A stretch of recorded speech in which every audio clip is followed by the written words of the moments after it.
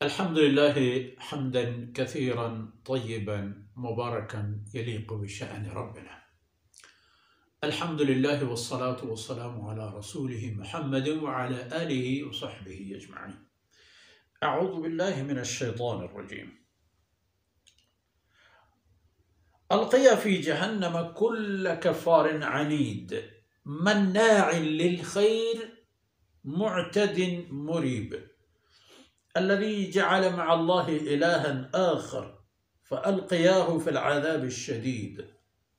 قال قرينه ربنا ما أطغيته ولكن كان في ضلال بعيد. سبحانك لا علم لنا إلا ما علمتنا إنك أنت العليم الحكيم. رب اشرح لي صدري ويسر لي أمري واحلل عقدة من لساني يفقه قولي واجعل لي وزيرا من أهلي رب زدني علما وارزقني فهما. ثم أما بعد. گرامی قدر بھائیوں بہنوں اور پیارے بچوں، ہم نے دیکھ لی کہ اللہ رب العزت نے جب انسان کو میدان محشر میں پیدا فرمانا ہوتا ہے تو قبر سے محشر تک ہر انسان کے ساتھ دو فرشتے ہوں. وَجَاءَتْ كُلُّ نَفْسٍ مَعَهَا سَائِقٌ، ایک اس کو ہانکنے والا، وہ شہید، ایک اس کی گواہ، یعنی دو فرشتہ. تو جب یہ حالت ہوگی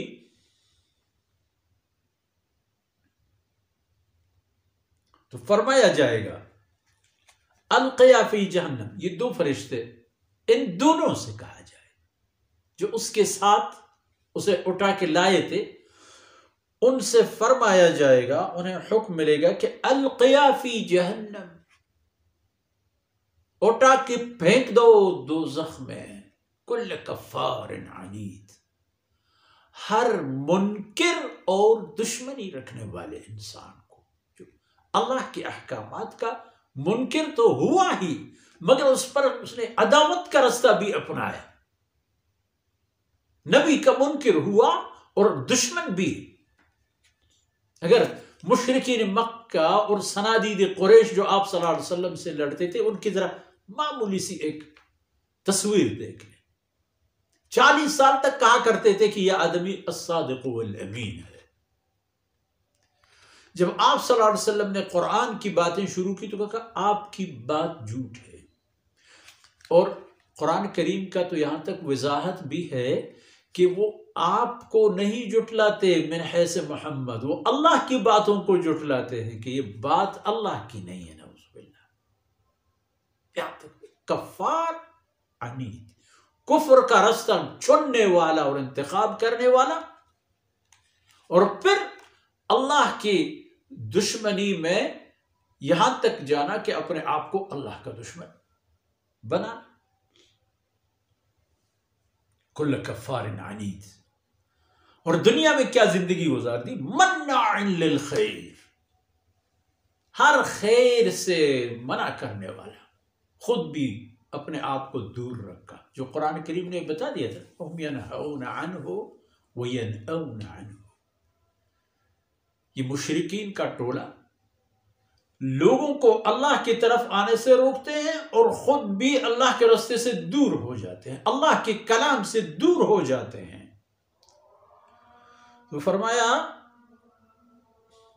مناع للخیر، خیر کی ممانعت کرنے والا، رکاوٹ بننے والا، اور خیر کے ممانعت کے ساتھ ساتھ معتدل، تجاوز کرنے والا، نہیں مانتا اللہ کی بات. الہ واحد کو سجدے کے بجائے بت کا سجدہ کروں گا، پیٹ کا سجدہ کروں گا، دولت کا پجاری بنوں گا وغیرہ. فرمایا مرید، شک بھی کرتا ہے.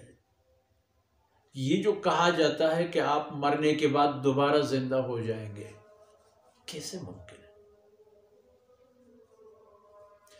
کیسے ممکن ہوگا جب شیطان نے تمہاری دل میں یہ بات ڈال دی ہے کہ انکار کرنا ہے؟ شیطان تو اس بات کو ایک شک بنا کے پیش کر دیتا ہے اور تم اپنے کفر کی وجہ سے اس بات کو اچک کے پھیلا دیتے ہو، اس پر چلتے بھی ہو۔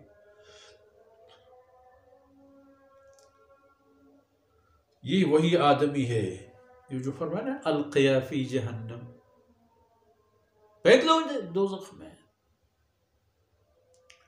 کیونکہ کافر ہے یہ آدمی، دشمن بھی ہے، اور آج کے دن کے آنے سے متعلق وہ شک و شبہے میں مبتلا ایک بیمار ذہن والا انسان تھا۔ اسے یقین تھا کہ جب اسے جوانی میں کہا گیا کہ ایک دن بوڑھے بن جاؤ گے، تو یقین تھا کہ بن جاؤ گا۔ سارے لوگوں کو دیکھ لیا تھا نا، سارے بوڑھوں کو جو کہا کرتے تھے ہم بھی کسی دن جوان تھے۔ یہ تو انکار بھی نہیں کرے گا کہ میں نہیں مریں گے، اگر آپ فلانی مر گیا، آبا و اجداد مر گئے، مگر میں تو نہیں مروں گا، یہ جرات بھی نہیں کر سکتا۔ شک اس بات پر ہے کہ پتہ نہیں مرنے کے بعد دوبارہ زندگی ملے گی یا نہیں۔ یہ وہی آدمی ہے کہ جعل مع اللہ الہا آخر، اللہ کے ساتھ خود ساختہ معبود بھی اس نے شریک کیے تھے اللہ کے ساتھ۔ وہ اللہ کے جس نے پورا کائنات بنایا ہے، سنبھالا ہے، کھلاتا ہے، پلاتا ہے، جینا مرنا، نفع نقص، حالات تحولات سب اس کی اختیار اور قدرت میں ہے، اس معبود کے ساتھ اس نے اپنے طرف سے کچھ شامل کیے کہ یہ بھی خدا ہے، وہ بھی خدا ہے، یہ بھی ضروری ہے، وہ بھی ضروری، ایک اللہ نعوذ باللہ کافی نہیں ہے۔